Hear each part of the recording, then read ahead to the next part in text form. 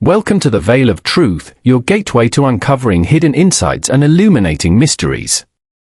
I'm thrilled you've joined our global community. Whether you're watching from a bustling city skyline or a quiet countryside, we're glad you're here. Globe showing Europe, Africa, so tell me, where are you tuning in from today? Chapter 1: The Unsettling Arrival.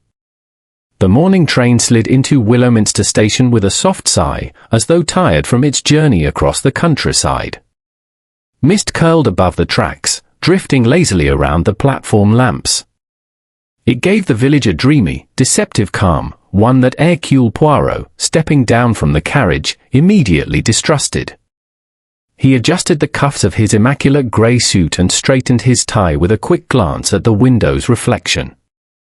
Even in a village as small and unassuming as Willowminster, he believed in presenting the best version of Hercule Poirot. Crime, after all, showed the worst of humanity. He felt obliged to counterbalance it with order and elegance. Waiting for him at the end of the platform was Inspector Gerald Flint, a tall man with a kindly face, though today it carried a strain that hinted at sleepless hours. He stepped forward quickly. "Monsieur Poirot. Thank you for coming at such short notice." Poirot tipped his hat with a small, courteous bow. "When you wrote that the matter was delicate and distressing, mon ami, I understood it was not a case to ignore." Flint nodded solemnly. "It concerns a young woman, Amelia Hartridge. Only 19. Found dead last night near the willow pond behind her family cottage." Poirot studied Flint's troubled expression. "And you suspect foul play?" "We do. The circumstances, they are not natural." Flint motioned to the motorcar waiting for them. "But best to explain once we arrive." They drove through the village lanes, past gardens heavy with spring flowers and cottages lined with rose bushes. A dog barked somewhere in the distance. A farmer pushed a wheelbarrow across a stone path. Life in Willowminster, it seemed, moved gently, too gently for death to slip unnoticed through its quiet streets. Poirot folded his hands neatly as the car bumped along the road. "The family, how many, Inspector?" "Just the mother, Mrs. Eleanor Hartridge, and her son Jonathan. Amelia was the youngest, the apple of her mother's eye, or so we believed." The phrasing caught Poirot's attention. "You speak with hesitation." Flint sighed. "You'll understand when you meet them." The motorcar turned into a narrow lane lined with drooping willow trees, their graceful branches swaying like long, whispering fingers. At the end stood Rosewood Cottage, a charming house of pale stone and shuttered windows. But today, a black ribbon hung at the door, a symbol of mourning. Poirot felt the weight of the scene immediately. Grief clung to the house like damp air. Inside, the parlor was dim, curtains drawn to soften the unforgiving daylight. A woman sat on a floral armchair, her posture rigid, her hands clutching a handkerchief so tightly it seemed moments from tearing. This was Mrs. Eleanor Hartridge, her eyes red-rimmed yet alert, darting anxiously between the inspector and the stranger who accompanied him. "This is Monsieur Hercule Poirot," Flint introduced gently. Mrs. Hartridge rose with visible effort, smoothing her skirt as though bracing herself. "You've come to help us," she said, voice trembling. "To find who did this, who took my Amelia." Her grief poured out in a flood of words, but something in her tone struck Poirot as oddly constructed, too dramatic, too prepared. Yet he met her gaze with kindness. "Madam," Poirot said softly, "I wish only to discover the truth and give your daughter the justice she deserves." A figure lingered in the doorway behind her, Jonathan Hartridge, Amelia's elder brother. He was a quiet-looking man of 30, with sandy hair that fell into his eyes and a restless twitch in his fingers, as though he struggled to contain a truth he dared not speak. He offered Poirot a faint nod. "Thank you for coming. Mother insists on knowing what happened." "We all do." Poirot studied him briefly. "You discovered the body?" Jonathan shook his head. "No. It was Mr. Lyle, the groundskeeper. Found her early this morning by the pond." Mrs. Hartridge covered her face with the handkerchief. No one should see their child like that. No one. Poirot heard the sharp intake of breath but noticed again, no tears. Not one. Strange for a woman so overwhelmed. He approached her gently. "May I ask, madam, if Amelia seemed troubled recently?"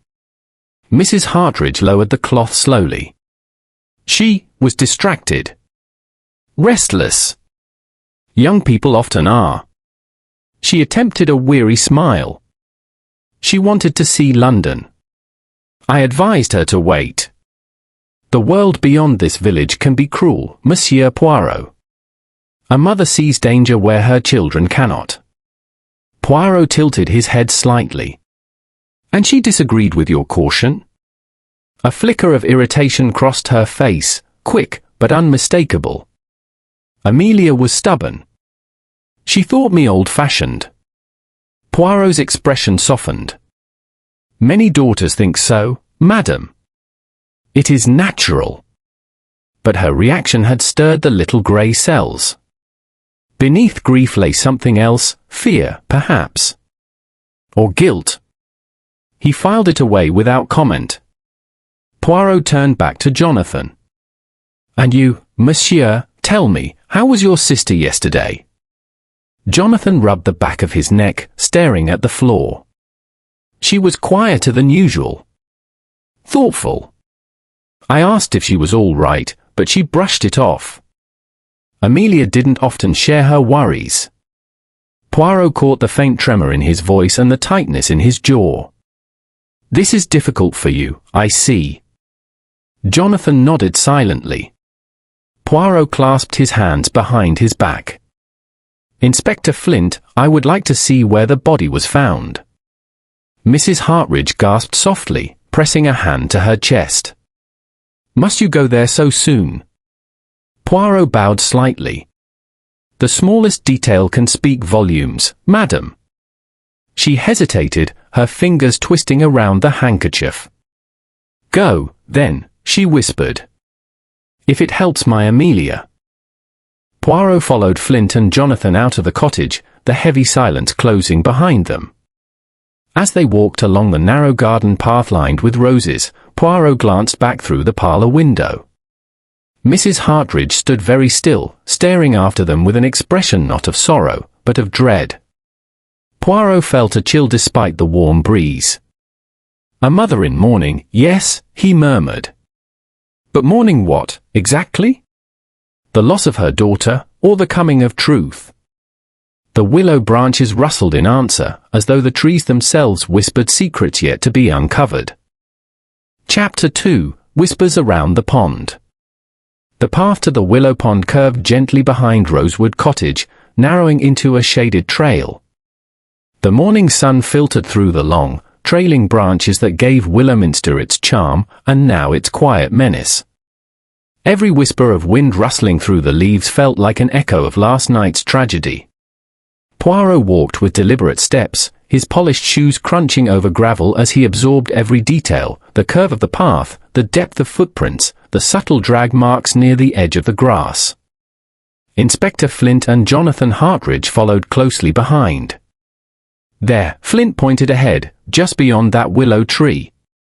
"That's where Mr. Lyle found her." Poirot paused a moment before approaching, his eyes sweeping the ground with clinical precision. He noted the flattened reeds, the disturbed patches of mud, and the faint outline of where a body had lain. "The poor child," Jonathan murmured, voice strained. He looked away, struggling to keep composure. Poirot touched a gentle hand to the young man's shoulder. "Courage, monsieur. If we are to bring justice, we must observe with clarity." Jonathan nodded. Inspector Flint crouched beside the mud. "Not much left after the rain early this morning.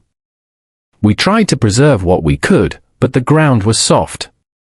Poirot examined the perimeter. Even softened mud tells a story, if one listens carefully.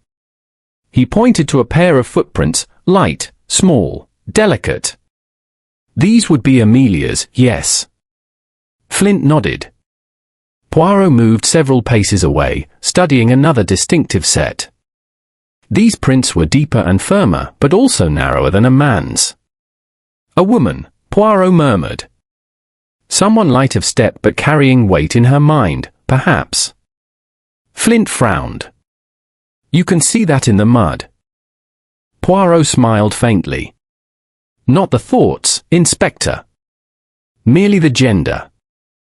But the thoughts, they also leave their trace, if one knows how to look. Jonathan crouched beside him. There were no signs of struggle, were there? Poirot shook his head slowly. She trusted the person she met. Or at the very least, she did not expect harm. He pointed at the prints again. You see? Her steps approached steadily, no hesitation, no turning back. But the returning footsteps, only one set, walks away alone. Jonathan inhaled sharply. So, the person she met here was the one who killed her. Poirot did not answer immediately. He let the silence speak. Only the breeze answered, carrying the faint scent of damp earth and lily blossoms. They continued their examination in thoughtful quiet. Poirot's attention shifted toward a small wooden bench near the water's edge.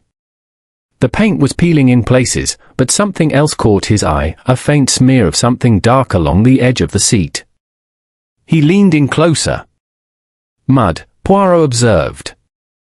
But smeared, not splattered. What does that mean? Flint asked. Poirot did not reply. Instead, he dusted the smear carefully with his gloved fingertip. A hand rested here, he said finally. A hand muddy from the ground. Someone sat, or steadied themselves, before or after the act. Flint whistled softly. You see more in a smudge of dirt than most of us see in a whole confession. Poirot's gaze drifted across the pond. The water shimmered softly, disturbingly peaceful, its surface unmarred. But beneath that tranquil facade lay secrets. Inspector Flint, Poirot said quietly, tell me more of the groundskeeper, Mr. Lyle. Flint shrugged. Harmless old fellow. Been with the family 20 years. Loyal as they come. Did he mention hearing anything unusual last night? Flint tapped his notebook. Says he heard raised voices near the orchard. Couldn't tell whose. Too dark. Poirot's eyes sparkled. Ah. Raised voices. That is significant. Jonathan stepped closer, uncertainty etched on his face. Do you think Amelia argued with someone before it happened? Poirot clasped his hands behind his back. It is possible. But with whom? The footprints tell us she met a woman here. The groundskeeper heard raised voices. And your mother, Monsieur Jonathan, did she mention such a quarrel? Jonathan looked pained. No. But? I know Amelia argued with Mother earlier in the day. Poirot turned his head slightly, his expression unreadable. Indeed? About what? Her plans to go to London, Jonathan replied quietly. Mother didn't approve. She believed Amelia too young. Too innocent. Inspector Flint muttered under his breath. Every mother thinks that. Poirot shook his head. Not every mother reacts with fear, Inspector. Madame Hartridge's anxiety is unusual. Jonathan sighed deeply. Mother has always been protective. Extremely so. She means well, but she worries to the point of obsession. Poirot lifted a hand gently. Let us not assume villainy where there may be none. Concern can take many forms.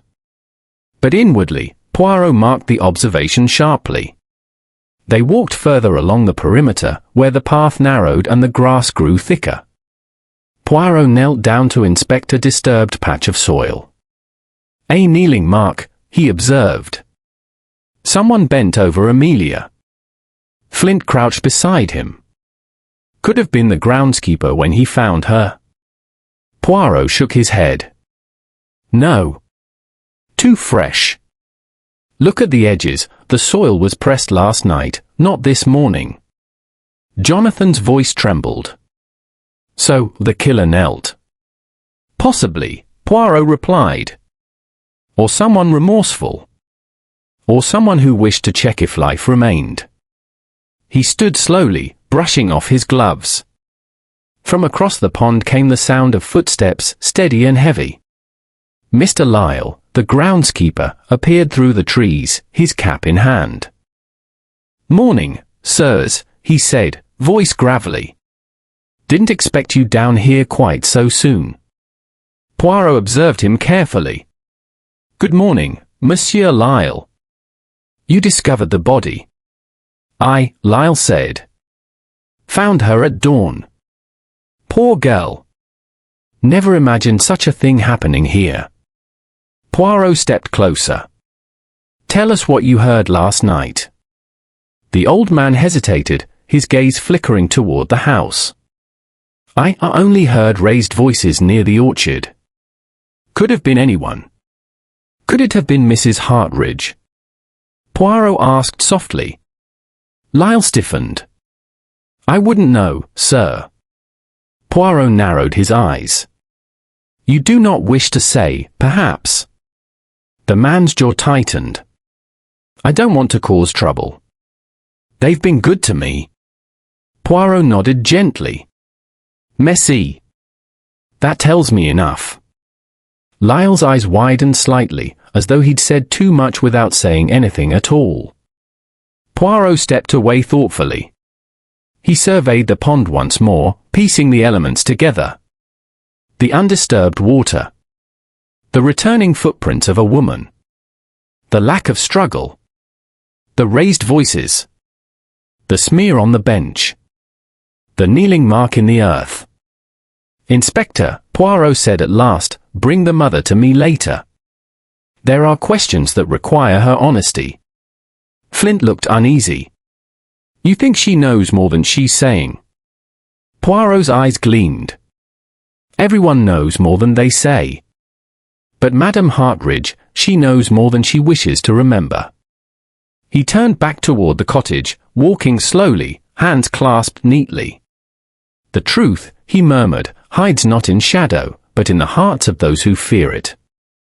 And behind them, the willow branches swayed gently, whispering, waiting. Chapter 3, The Mother's Veiled Grief. Rosewood Cottage felt even heavier when Poirot returned to it. The air inside seemed thickened by silence, as though the walls themselves held their breath, waiting. Inspector Flint had gone to fetch Mrs. Hartridge at Poirot's request, but she was already standing in the parlour when they arrived, upright, composed, her hands resting against the back of a wooden chair as if she had expected this moment. Jonathan Hartridge lingered near the fireplace, his expression tense.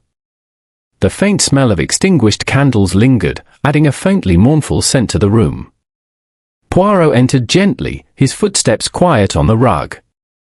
Madame Hartridge, he greeted, offering a gentle bow. I appreciate your time. I know this must be difficult. Her eyes glistened, not with tears, but with something tight and shining, like stretched glass. If this is what must be done to find the truth, then please, ask what you need. Poirot motioned to the chair opposite hers. Let us sit. It is easier to speak when one is not standing guard against one's own emotions. She sat stiffly, every movement controlled. Poirot noted it all, her tightened jaw, the slight tremor in her fingers, the way she avoided her son's eyes. Poirot rested his hands lightly on his knees. Madam, I must confirm a detail. Yesterday morning, did you argue with your daughter? Her head snapped up slightly, surprise flashing across her face. She recovered quickly. I would not call it an argument. Merely a discussion. Jonathan shifted uncomfortably. His mother shot him a warning glance. Poirot continued, calm and unhurried. Your daughter wished to go to London. to begin a life of her own. Mrs. Hartridge's expression tightened. Amelia was too young. She did not understand the dangers of the world. She was 19, Jonathan interjected quietly. Not a child, mother. Mrs. Hartridge's lips pressed into a thin line. You know nothing of what dangers lie in that place. You know nothing of what it means to lose someone. Poirot's brow lifted almost imperceptibly.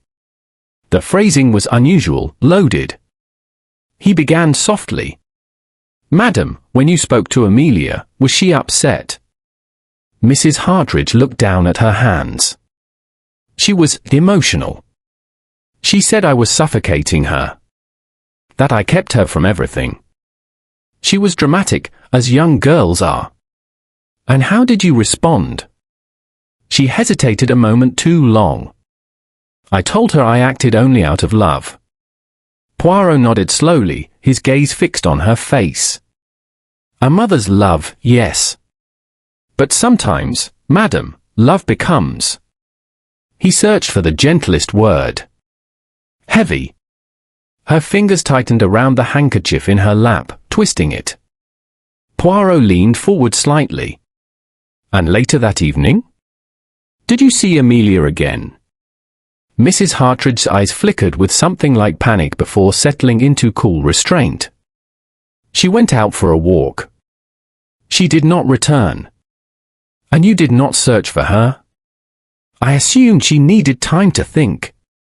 You make it sound as though that I. Her voice broke suddenly. But again, no tears. Jonathan closed his eyes. Poirot noticed. Poirot folded his hands thoughtfully. Madam, you are very controlled in your grief. Some mothers collapse under the weight of such loss. Yet you stand. You speak. You do not shed tears. Mrs. Hartridge's breath hitched. What kind of accusation is this? That I am composed?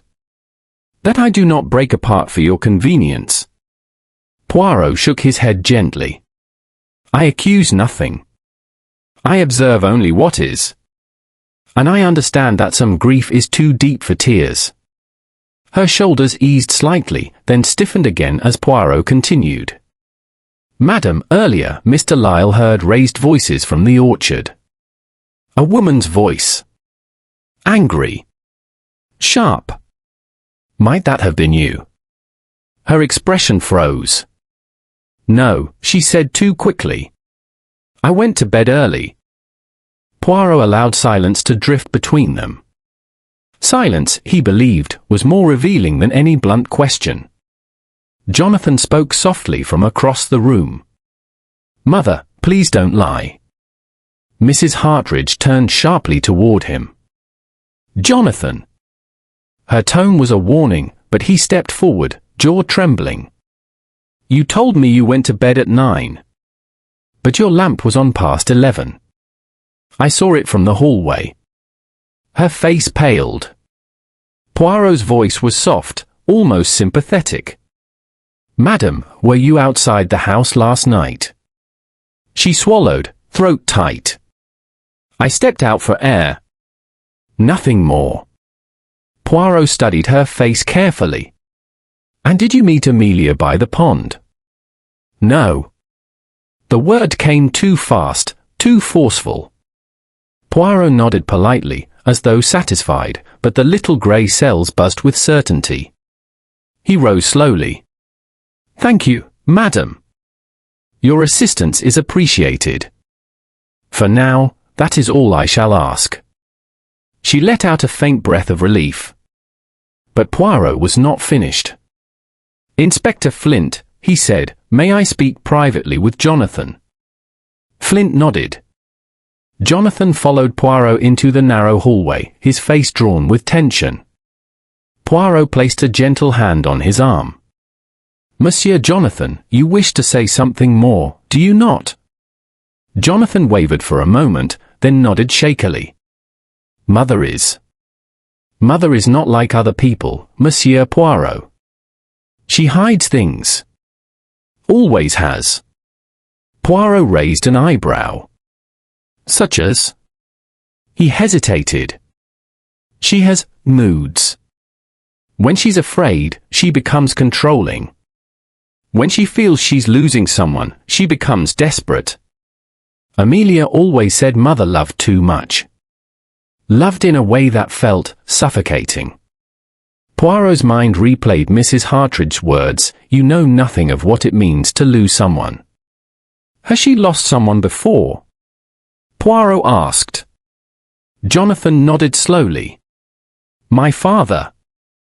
Poirot waited. He died when I was 8. But Amelia was only a baby. Mother, she never recovered. She built her whole world around Amelia after that. And when Amelia tried to leave.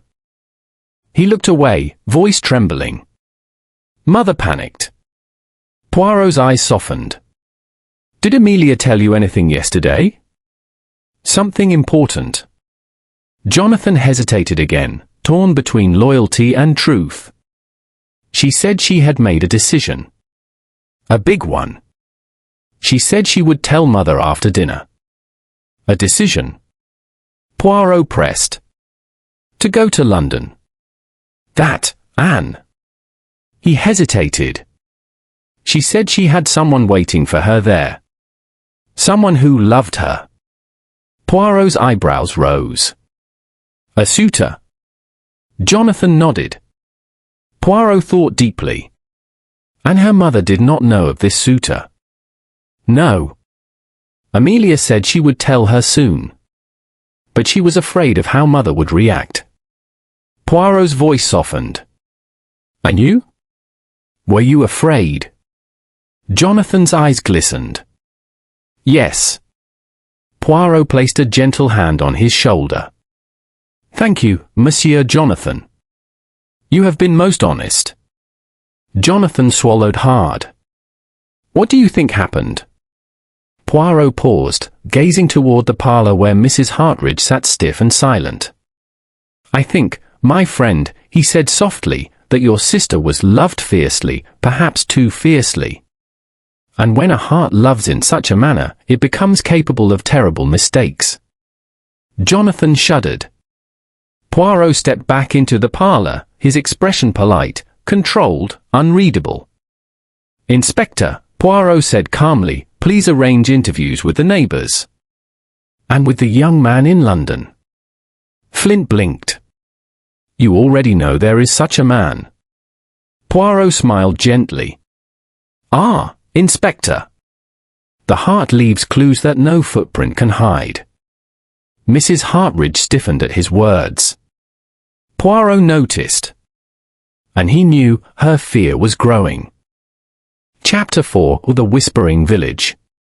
Willowminster had always prided itself on being a quiet, well-mannered village, the sort of place where people still greeted one another at the post office and where gossip travelled with the same efficiency as the morning milk cart. Yet, on the afternoon following Amelia Hartridge's death, the village felt strangely unsettled. Curtains twitched. Steps were hushed. Conversations dropped into silence when Poirot passed by. Hercule Poirot, however, walked through Willowminster with the serene confidence of a man who missed nothing. At his side was Inspector Fowler, moving with more urgency than elegance. I do not like this case, Poirot, Fowler muttered. There is something unnatural about it. Poirot gave a small nod. There is something human about it, my friend. And therein lies the true complexity. Murder, even when committed for the darkest reasons, begins in the heart. One must listen to what the heart whispers, though people try very hard to silence it. They were heading toward the Willowminster tea rooms, a cozy building with slanted windows and a bell that chimed sweetly when the door opened. Inside, the atmosphere was warm despite the tension in the village. Elderly patrons pretended not to stare, their teacups frozen mid-air as Poirot entered. Behind the counter stood Mrs. Tabitha Green, a spry woman in her late 50s with sharp eyes and an even sharper instinct for village secrets. She greeted them with a polite smile. Inspector. Monsieur Poirot. What can I get you? Tea? Scones? Or, I suspect, information. Poirot returned the smile gently. Madam, you are most perceptive. It is information, indeed, that I seek. About the late Amelia Hartridge. Mrs. Green's expression softened with sadness, though a flicker of something, guilt, perhaps fear, passed quickly through her eyes. Such a tragedy, she murmured. Such a sweet girl, always polite, always soft-spoken. She didn't deserve such an end. Few do, Fowler said firmly. Mrs. Green, had Amelia visited your tea rooms recently? Oh yes, just 2 days before it happened. She sat by the window, as she often did. Ordered a lavender tea, she always liked something gentle. But she wasn't quite herself. Poirot leaned forward. How so? Mrs. Green hesitated, glancing at the patrons as if weighing what to reveal. She looked frightened, monsieur. Truly frightened. Kept looking over her shoulder. I even asked if everything was all right, but she said she was just tired. Yet her hands were shaking. Poirot exchanged a quick glance with Fowler. Did she say whom she feared? The detective asked softly. No, but she left the tea room in a hurry when someone walked past the windows. Poirot's eyes sharpened. Whom? Mrs. Green bit her lip. I do not like to speak ill of anyone, but it was Mrs. Hartridge, her mother. A hush fell across the room. Even Fowler drew in a breath. Poirot's voice remained calm. Merci, madam. And did the mother come into the shop? No, Mrs. Green whispered. She only paused outside. And Amelia left almost immediately, as though her mother's shadow alone was enough to send her running. Poirot bowed courteously.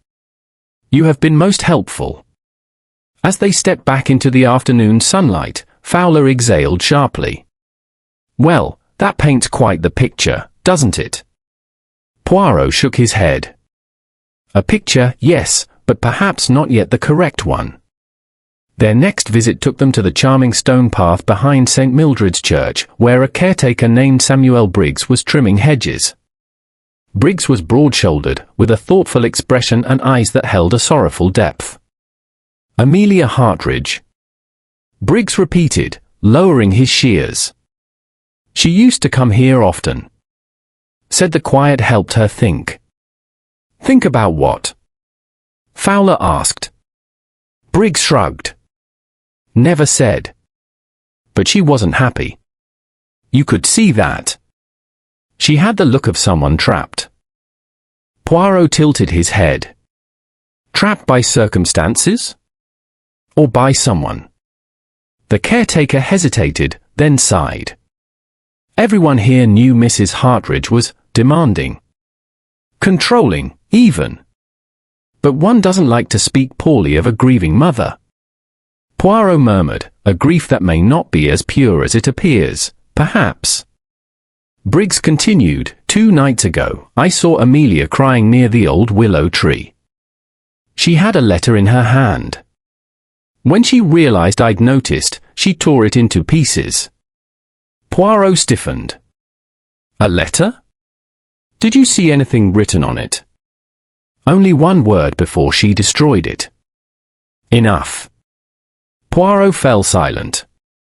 His eyes narrowed with interest. And did she say anything to you? He asked. Samuel thought for a moment. Only one sentence. She said, I can't go on like this. I thought she meant her studies, or her mother's expectations. Never imagined, well. Poirot placed a gentle hand on the man's arm. Your recollection may prove very important, monsieur. You have done a kindness to the truth. Before returning to the manor, Poirot insisted on visiting Rosewood Cottage, Amelia's secret place of refuge mentioned by Jonathan Wells in the earlier chapter.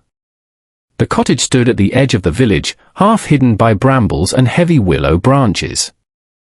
The door creaked faintly when Fowler pushed it open. Inside, dust floated through the slanted sunlight. A kettle sat on an iron stove. A half-finished oil painting leaned against a wall, the portrait of a young girl standing alone beneath a willow tree, her face half in shadow. Poirot examined the small room carefully. A stack of books. A wool shawl. A tea tin. Nothing seemed out of place until his eyes caught a small wooden box under the bed. Inside lay a collection of envelopes, most empty, but one still sealed. Poirot's eyebrows rose. A letter that was not torn apart, he murmured. "Inspector, if you please." Fowler opened it carefully. The letter contained only a few words, written in hurried, trembling handwriting. "I cannot bear it any longer. I must choose my own path. Forgive me. A." Fowler frowned. "A suicide note." Poirot shook his head almost immediately. "Non. Not a suicide note, mon ami. A performance of one. Too vague. Too tidy. Too convenient." He placed the letter back in the box. "Someone wanted to craft a narrative," Poirot said quietly. "But the narrative does not match the heart of the victim. That evening at Willowmarsh Manor."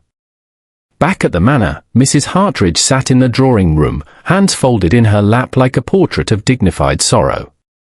Poirot studied her with eyes that saw beyond her tears.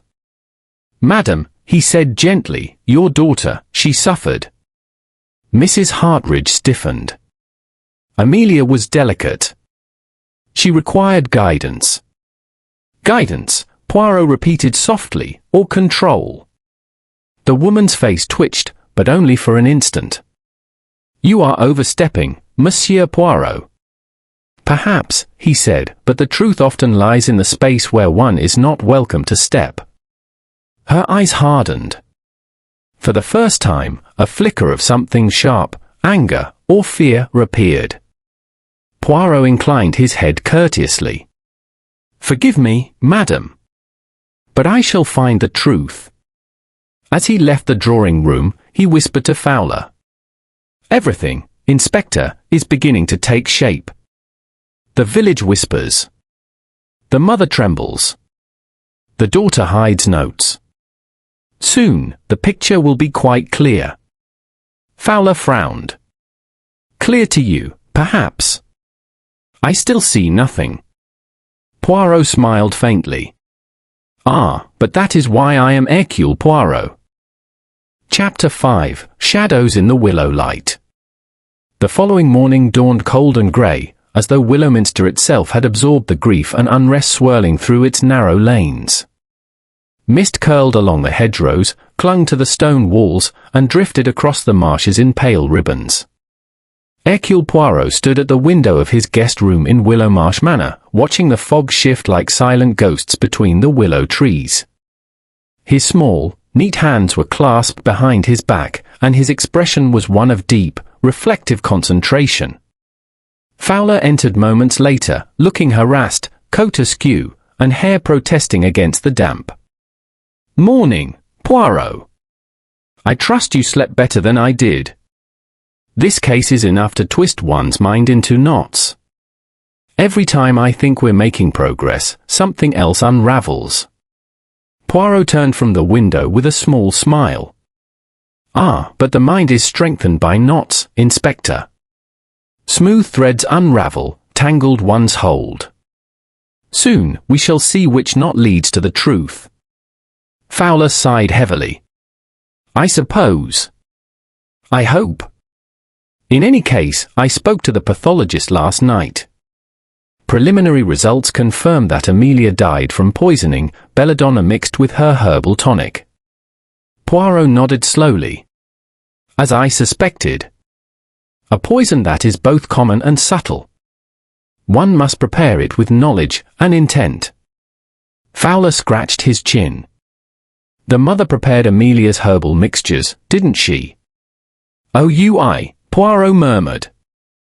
"And so she becomes increasingly central to our investigation. But do not rush, mon ami.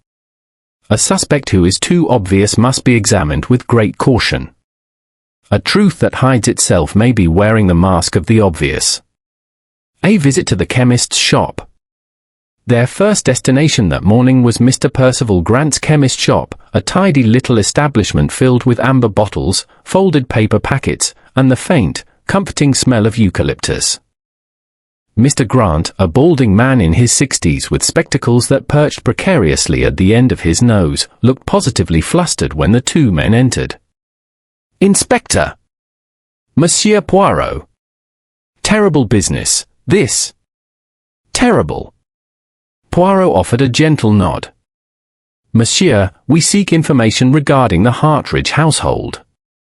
Did Madame Hartridge purchase any substances from you recently?"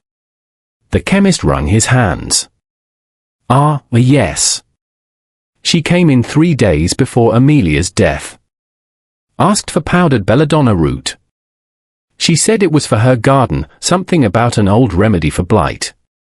Fowler straightened sharply. "And you believed that?" Mr. Grant blinked nervously. "Well, she is Mrs. Hartridge, you know. A respected woman.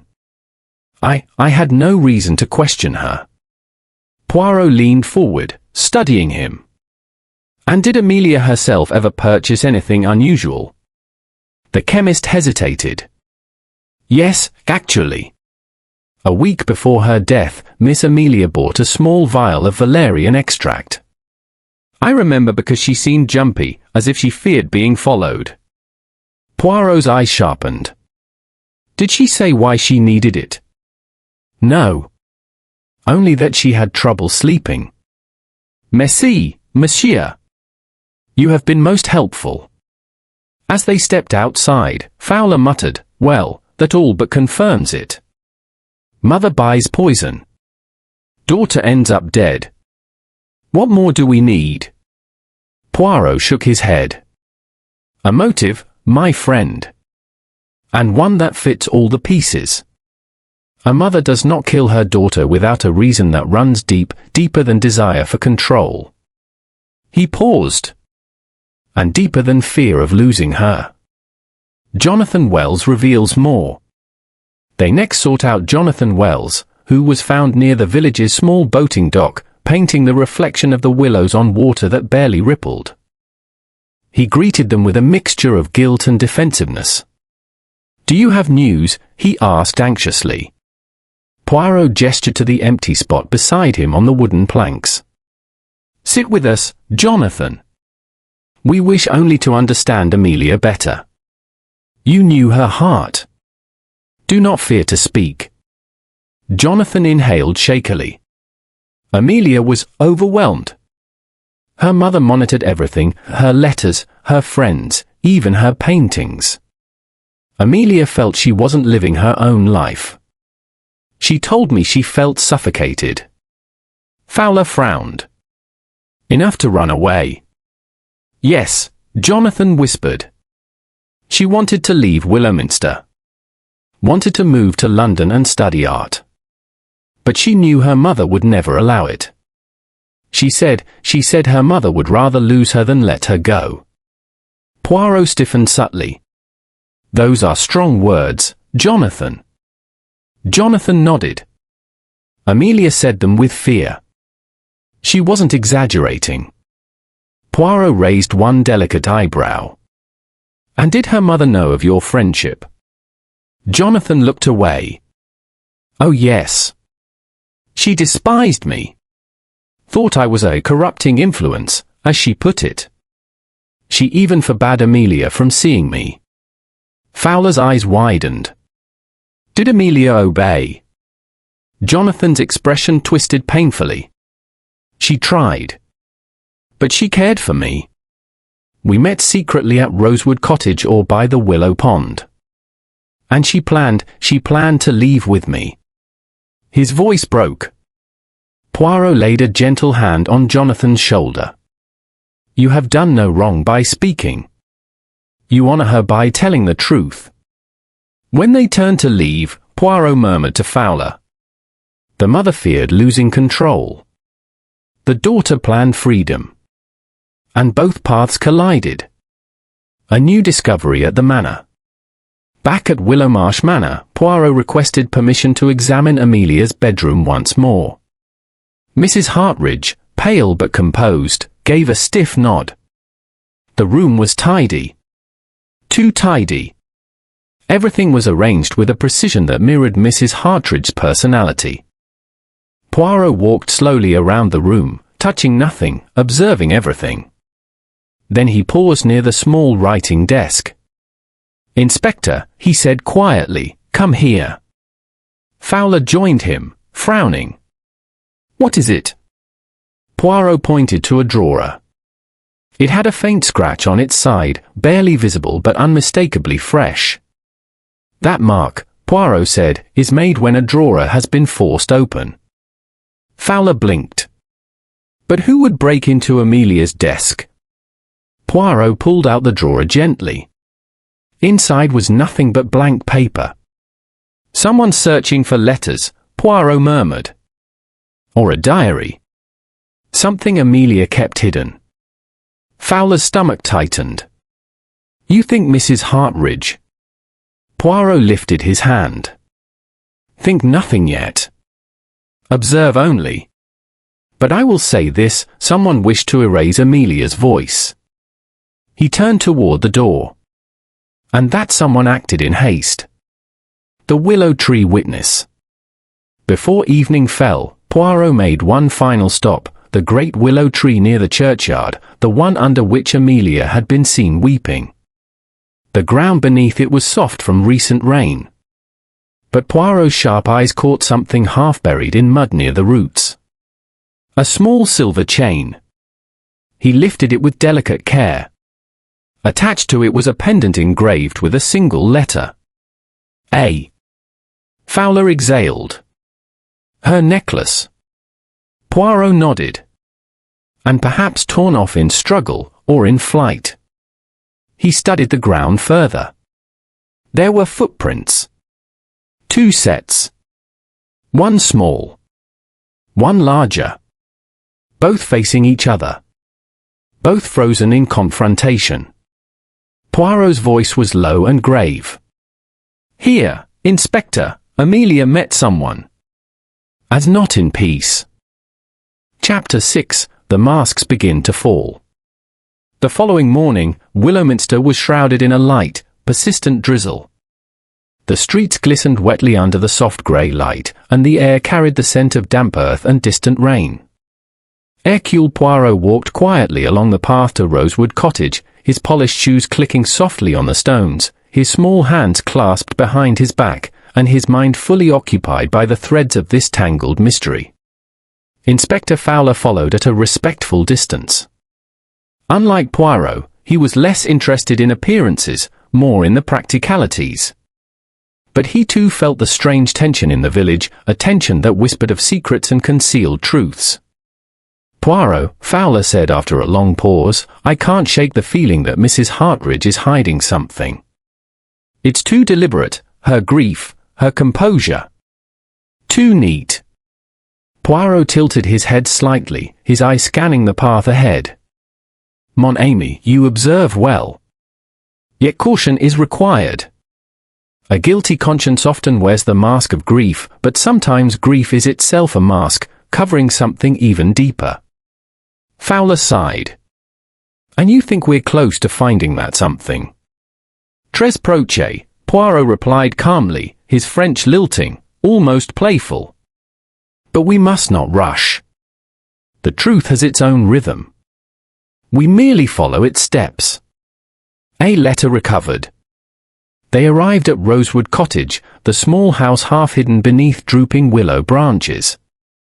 The morning light, muted by clouds and rain, gave the place a gloomy serenity. Poirot's attention was immediately drawn to the small wooden box under the bed, the box he had previously examined. He opened it once more, carefully sifting through its contents. Among the blank sheets of paper and partially torn envelopes, he found a new addition, a single folded letter, faintly damp from the morning humidity. He read it slowly, aloud, so that Fowler could hear. "Mother, I cannot stay here any longer. Your love is suffocating, and I must breathe. I am sorry if this hurts you. I wish only to live as I choose. Amelia." Poirot folded the letter delicately and placed it back in the box. His expression remained calm, but his mind raced. "This letter confirms intention," he murmured. Amelia desired independence, yes, but the words also reveal fear. And fear is always revealing. Fowler frowned. Fear of what? Her mother? The village? Fear of the one she loved most, Poirot replied quietly. Fear of the person whose affection is strongest. Sometimes the one who loves most also harms most. Interrogating the groundskeeper. The next step in Poirot's investigation was a second meeting with Mr. Lyle, the Hartridges' longtime groundskeeper. They found him near the willow pond, tending to the flower beds with slow, deliberate care. "Monsieur Lyle," Poirot began politely, "you discovered Amelia's body, yes?" "Yes, sir," the old man replied, his voice gravelly. "I wish I had never found her." "And you heard voices last night?" "Yes." "Raised voices near the orchard?" "I could not tell who, sir. Only that it sounded fierce." Poirot's eyes narrowed. "And yet when questioned, you mentioned nothing to anyone." I did not wish to get involved. I am loyal, sir. Loyal to the Hartridges." Poirot nodded. "Of course. Loyalty is admirable. But loyalty can blind. Sometimes, loyalty protects more than it should." Lyle shifted uneasily under Poirot's gaze. I do not understand." Poirot's eyes glimmered. "You understand perfectly, monsieur. You heard more than you revealed. And the one who heard more than they revealed often knows the heart of the mystery." The old man swallowed hard, eyes downcast. A confession from Jonathan. Later that afternoon, Poirot asked to speak with Jonathan Hartridge in private. They walked slowly along the willow-lined path behind the cottage, the dripping branches creating a curtain of silver green. "Jonathan," Poirot said softly, "you have observed your mother for many years. You know her moods. Tell me, has she ever acted in ways that others would find extreme?" Jonathan hesitated, then spoke, his voice quiet but firm. "Yes. She has a way of controlling those around her. Not in obvious ways, but quietly. Insistently. If she perceives a threat to her control, she will act." Poirot's eyes gleamed with interest. "Threat, such as Amelia's desire to leave the village?" Jonathan nodded. "Exactly. Amelia tried to reason with her, explained that she needed to go. Mother refused. Amelia, she feared her, sometimes." "And did Amelia ever say she would try to escape?" "Yes," Jonathan admitted. "She planned to leave with Jonathan Wells. She told me she felt she had no choice." Poirot folded his hands behind his back. The heart speaks when one is brave enough to listen. And it speaks clearly in this case. Mrs. Hartridge's behavior unravels. That evening, Poirot returned to the manor, where Mrs. Hartridge was preparing dinner. Her composure was still in place, but Poirot noted subtle changes. Her hand shook slightly when arranging the cutlery, and her eyes darted nervously toward the window overlooking the willow pond. Poirot greeted her politely. "Madam Hartridge, may I ask a few more questions?" She smiled, tense. "Of course, Monsieur Poirot." "You are a mother," he began gently. "A mother who loves fiercely. But does love always protect? Or can it, in its intensity, overwhelm?" Mrs. Hartridge's lips pressed together. I do not understand. Poirot continued. When Amelia spoke of leaving, did you feel fear? Fear for her safety, or fear of losing control? Her eyes widened slightly, a flicker of panic passing across her features. I was afraid, yes. She was so young. I could not bear the thought. Poirot nodded slowly, folding his hands. Fear, my dear madam, can lead one to commit acts one may not imagine. Acts that are irreversible. Mrs. Hartridge's breathing quickened. She looked toward the window, then back at Poirot, as if caught between confession and concealment. A mysterious visitor. As darkness fell, a knock came at the door. Jonathan opened it to reveal a tall, elegant young man, Jonathan Wells. His face was pale, his eyes anxious. I had to speak to you, he said quickly. I have learned something troubling. Something I cannot ignore. Poirot gestured for him to enter. Speak freely, monsieur. Jonathan swallowed hard. I received a letter from Amelia. She wrote it before she died.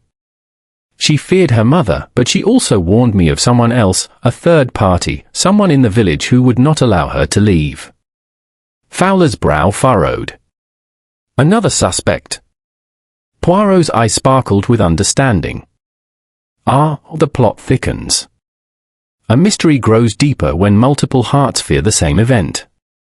Jonathan handed over the letter. Poirot read it carefully, his expression unreadable. The words were brief but chilling. If anything happens to me, know that it was not my choice. Be careful of those closest. Some shadows are not what they seem. A.H. Poirot looked up. The game is no longer simple. The heart of the truth hides behind layers of fear, love, and desperation. And the one who manipulates these layers is likely closer than any of us have imagined. Fowler swallowed nervously. Closer? You mean, the mother? Poirot's eyes met Mrs. Hartridge's, who had entered silently behind Jonathan. Her face was pale, her hands clasped tightly, as though holding herself together by sheer force. Poirot smiled gently, yet there was an edge of gravity in his voice. Perhaps, Inspector. Perhaps.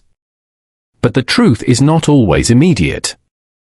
We must observe, we must wait, and we must listen. The rain continued outside, tapping softly against the window. Inside the manor, the shadows of the willow tree stretched across the walls. And in those shadows, Poirot knew, the final revelations of this dark mystery were quietly gathering strength. Chapter 7, The Unraveling Threads. The air in Willowmarsh Manor that evening was heavy with unease.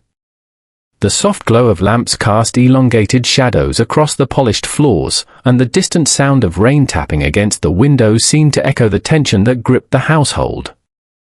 Hercule Poirot sat in the drawing-room, hands folded neatly on his lap, eyes serene yet alight with anticipation. Inspector Fowler paced the room nervously.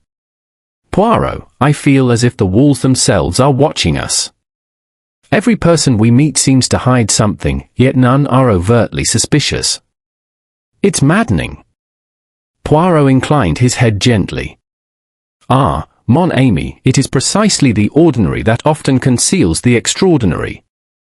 One must only see with precision, listen with intent, and observe the tiniest motions. The heart leaves footprints, subtle but unmistakable, and the mind leaves a far more revealing trail. Fowler stopped mid-step, frowning. So, you believe the solution is close? Tres proche, Poirot replied calmly. All threads are converging. But one must be careful, for the slightest disturbance may unravel the entire tapestry. Confrontation with Mrs. Hartridge. Mrs. Eleanor Hartridge entered the room, her composure in place as always, though a faint tremor betrayed her anxiety.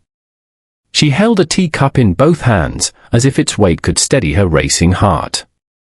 Madam, Poirot began softly, "We have gathered much information over these past days. You understand, I trust, that the truth often reveals itself through patience rather than accusation." Her lips pressed into a thin line. "I do not doubt your skills, Monsieur Poirot, but I assure you, my daughter's death was a tragedy. Nothing more." Poirot's eyes met hers, calm yet piercing. "Indeed, madam. A tragedy. Yet sometimes, the greatest tragedies are not accidents, but outcomes of choices made in fear and love alike. Tell me, were you near the willow pond the evening before her death?" Mrs. Hartridge's hand twitched ever so slightly around the cup. "I took a walk, yes. I needed air. That is all." "And did you meet Amelia?" Poirot asked quietly, leaning forward. "No," she replied firmly. Poirot observed her carefully, noting the subtle flush of her cheeks, the sharp intake of breath, the slight narrowing of her eyes. "Madam," he said softly, "the truth often hides not in words, but in the spaces between them." Her hands trembled. "You are implying something, Monsieur Poirot." "I am implying nothing. I observe a hidden letter." At that moment, Jonathan Hartridge entered the room, carrying a small envelope he had found tucked beneath the floorboard of Amelia's writing desk. He handed it to Poirot with a shaking hand. Poirot opened it carefully. The contents were brief but significant. "Mother does not understand. I fear her. She controls everything. If anything happens to me, trust no one too easily. A.H." Poirot's eyes glimmered with understanding. "Ah, or the voice of fear. The heart speaks plainly when danger is near." Fowler's frown deepened. "So, the daughter feared her mother? And yet you've said nothing is certain." Poirot inclined his head. "The evidence must be gathered and understood in full. A heart that fears its closest protector is both revealing and misleading. Observe the language, mon ami, the words themselves carry the shadow of intent." Visiting the chemist again. The next morning, Poirot insisted on visiting Mr. Percival Grant once more. The chemist was visibly anxious, his spectacles slipping further down his nose than usual. "Monsieur Poirot." "Inspector." I hope nothing more has happened." Poirot studied him carefully. "Monsieur Grant, you recall the powdered belladonna you sold to Madame Hartridge?" "Yes," the chemist stammered. "For her garden." "I swear it." "And the vial of valerian purchased by Amelia?" Poirot continued, his voice calm yet precise. Yes, she bought it for her insomnia." Poirot nodded. "Merci. But tell me, have you noticed anything unusual? Strange visits? Requests for secrecy?" Mr. Grant swallowed. "Well, Madame Hartridge returned yesterday, asking about antidotes. She seemed nervous. I did not think much, but he trailed off, wringing his hands." Poirot's eyes brightened slightly. "Ah. Nervousness, precautions, the mother was concerned with the preparation, and the remedy. Very telling, monsieur. Very telling indeed." Fowler muttered under his breath, "That confirms it. She intended harm." Poirot shook his head gently. "No, my friend. We must still observe the patterns. Intent must be weighed alongside opportunity and emotion. We are close to the answer, but it must be precise." Shadows in the garden. That evening, Poirot took a solitary walk to the willow pond, where Amelia had met her fate. The mist hung low over the water, curling like smoke. His eyes scanned the ground with meticulous attention. The faint traces of footprints were still visible in the damp earth, one set small and delicate, the other heavier and broader. The larger steps circled, hesitated, and then retraced a path to the house. Poirot knelt, examining the soil. A confrontation, mon ami, he murmured to himself. Fear met control, intention met reaction. And the victim, poor Amelia, trapped between. He rose slowly, surveying the shadows cast by the weeping branches. Something in their sway reminded him of Mrs. Hartridge's behavior, controlled, poised, yet trembling under pressure. The realization came to him gradually, like the final piece of a puzzle sliding into place. The mother, he whispered. Her love was extreme, protective to the point of fatality. Preparing for the reveal. Back at the manor, Poirot summoned both Mrs. Hartridge and Jonathan to the drawing room. The storm outside had subsided, but the tension inside was palpable. Madam, Poirot began, his tone gentle but commanding, we have reached a moment where all shadows must be examined in the light. The time for concealment has passed. Mrs. Hartridge sat rigidly, hands folded, eyes unwavering. Jonathan's fingers twitched nervously. Poirot's eyes swept the room. We have gathered evidence from many sources, the chemist, the groundskeeper, letters, and footprints. Each piece was a thread in a web of fear and love. And now, the pattern is clear. He paused, letting the words sink in. Madam Hartridge, the evidence suggests that your control over Amelia, your fear of losing her, led to actions that were fatal. You prepared substances, monitored her, and ultimately confronted her at the pond. Amelia, fearful and desperate, tried to escape, but the poison took effect. Mrs. Hartridge gasped, her face blanching. No, that cannot. Poirot raised a delicate hand. Do not interrupt, madam. Observe only. The truth is merciless, yet elegant in its clarity. Jonathan's eyes widened, a mixture of horror and confirmation dawning. Poirot continued, the letter Amelia wrote, the footprints, the messages, all point to an act not of malice alone, but of overwhelming fear. Madam, your love became a weapon, even if unintended. And the evidence leaves no doubt of this tragic culmination. Mrs. Hartridge sank into her chair, trembling. Her composure cracked, revealing the human heart behind the mask of dignity. Poirot inclined his head politely. Now, madam, the final questions must be asked.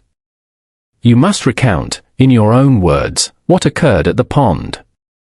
Only then can justice, and understanding, be served. And in that moment, the last of Willowminster's shadows began to fall. The truth, painstakingly gathered, was ready to be revealed. Chapter 8, The Unveiling of Truth. The morning sun rose over Willowminster with pale, watery light, as if even the heavens themselves were hesitant to shine too brightly on the manor that had been steeped in grief and fear. Hercule Poirot stood in the drawing room, impeccably dressed as always, his expression calm yet focused. Across from him, Inspector Fowler shifted nervously, and Jonathan Hartridge sat stiffly, fidgeting with his hands. Mrs. Eleanor Hartridge remained seated, hands clasped tightly in her lap, eyes lowered. Poirot's eyes swept the room, taking in every subtle movement, the twitch of Mrs. Hartridge's fingers, Jonathan's restless gaze, the faint tension in Fowler's shoulders. All these details were pieces of the puzzle he had been assembling over the past days. Miss Amos, Poirot began, his voice gentle yet deliberate, we have arrived at the moment where shadows can no longer hide. The story of Amelia Hartridge's death, tragic though it is, can now be told in its entirety. Mrs. Hartridge's lips pressed into a thin line. She said nothing. Her silence was both defiance and fear. The path of fear and love. Poirot moved slowly, hands clasped behind his back, his sharp eyes on Mrs. Hartridge. Madam, he said softly, we have observed many details, letters torn, footprints by the willow pond, a vial of belladonna prepared in secrecy, and yet a daughter who feared her mother deeply. We have listened to the testimony of neighbors, the chemist, the groundskeeper, and even her brother. He paused, allowing the room to absorb the weight of his words. From these, a picture emerges. Amelia Hartridge was a young woman of spirit, seeking freedom from the confines of a home governed by extreme maternal devotion.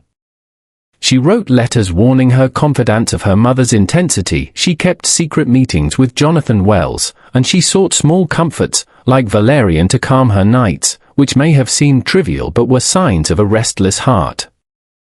Jonathan's hand trembled as he gripped the edge of his chair. "And, mother?" he asked quietly. Poirot's gaze softened but remained unwavering. "The heart of this mystery lies with the mother, madam. A woman who loves so fiercely that she cannot bear the thought of losing her child.